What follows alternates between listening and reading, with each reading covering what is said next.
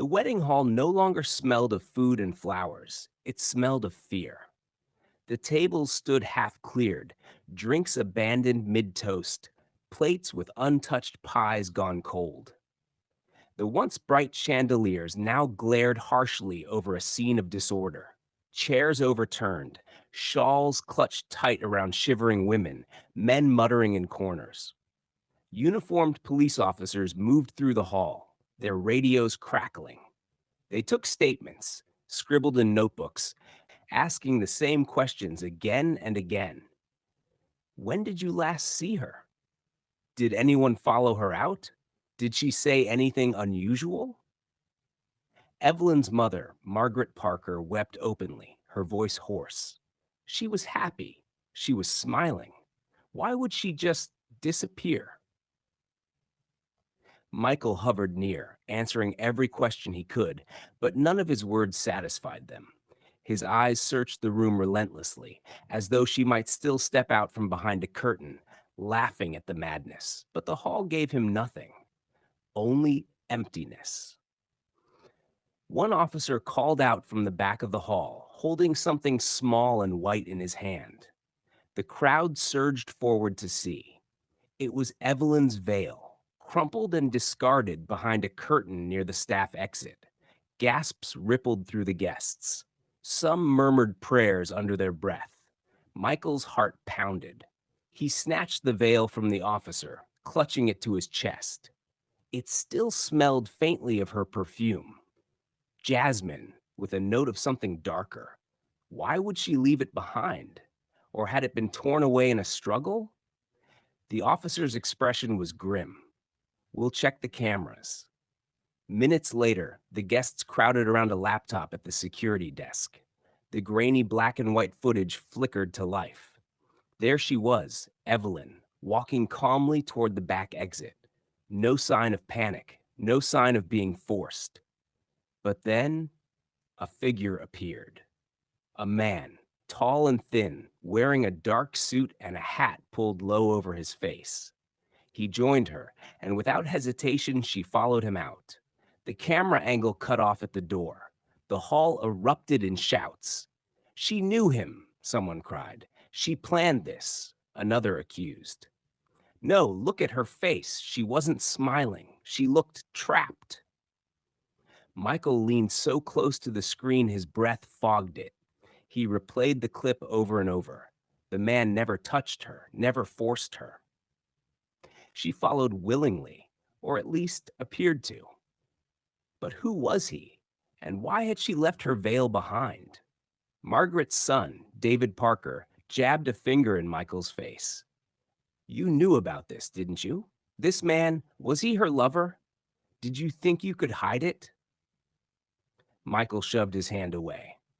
I don't know him. If I did, I wouldn't be standing here helpless. Michael's father, Richard Anderson, stepped in, his voice sharp with shame. This is what comes of marrying beneath us. I warned you, son. Now see what it has brought, disgrace. Margaret wailed again, collapsing into her seat. My daughter is gone, gone, gone. The police intervened, raising their voices. Enough. This is an investigation, not a marketplace quarrel. But the murmurs didn't stop. Guests whispered theories like wildfire. She ran away with her secret lover. No, she was abducted. Look at that old woman who came earlier. This is her doing. Maybe the family staged it to get rid of her.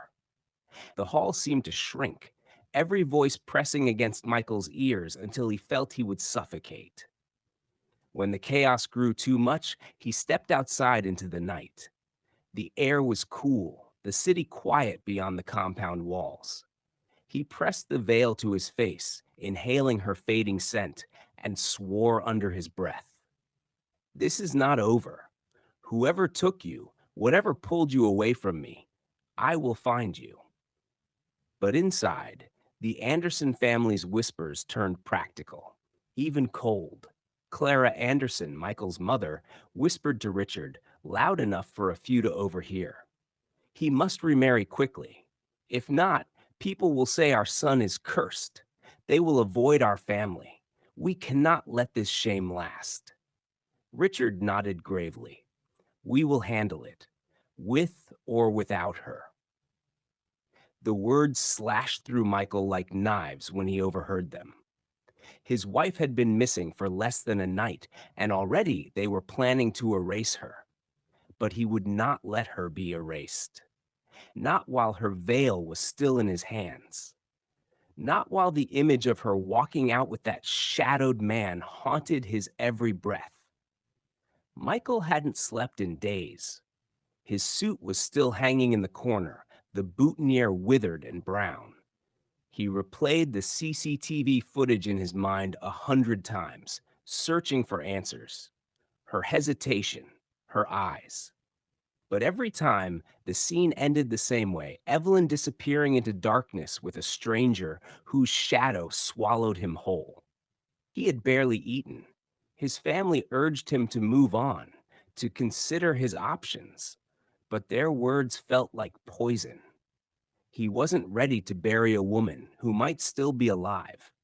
It was during one of these restless nights, when the house was asleep and the compound quiet, that he found the letters.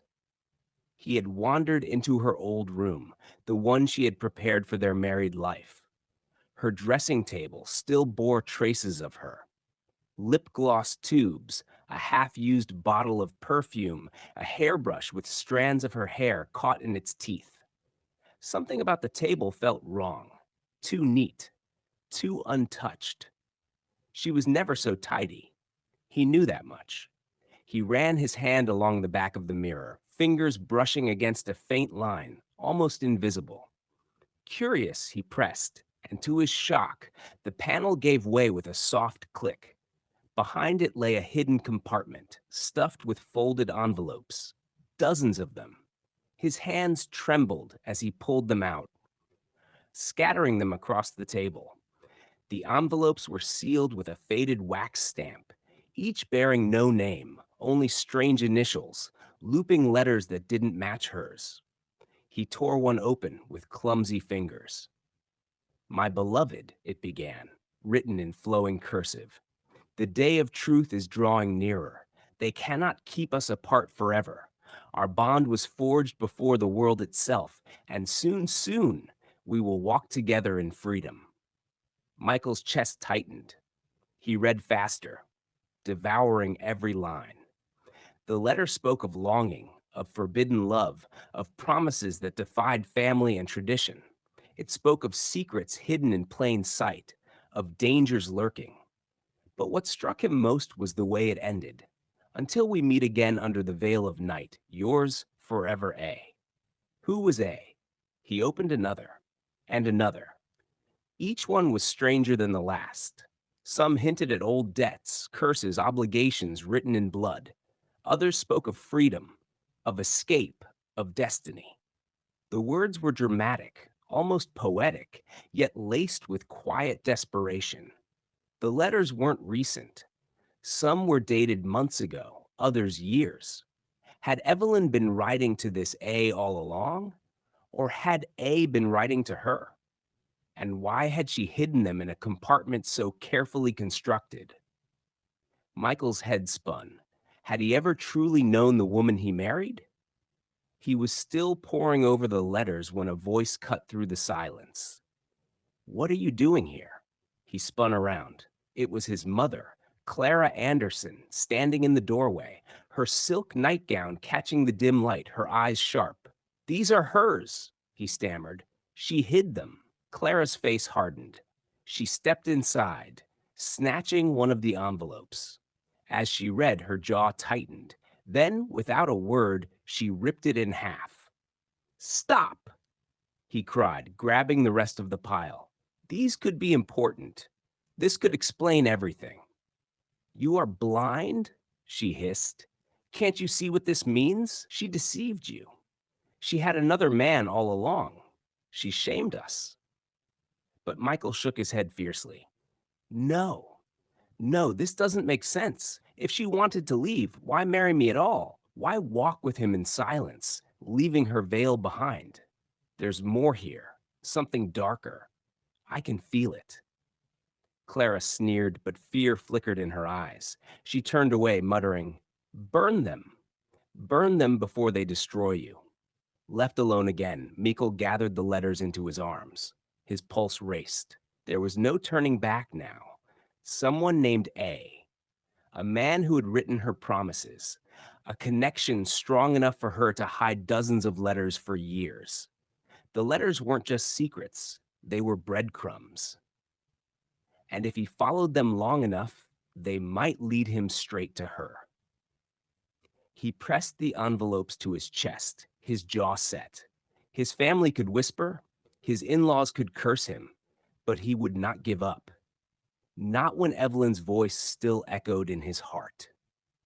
Not when her veil still lay folded on his pillow. The truth was out there, woven between these letters, between ink and secrecy. And he would tear the world apart to find it. Please subscribe, comment your interest for the next part, like, share, and tap the notification button to get notified for more. Thanks for watching.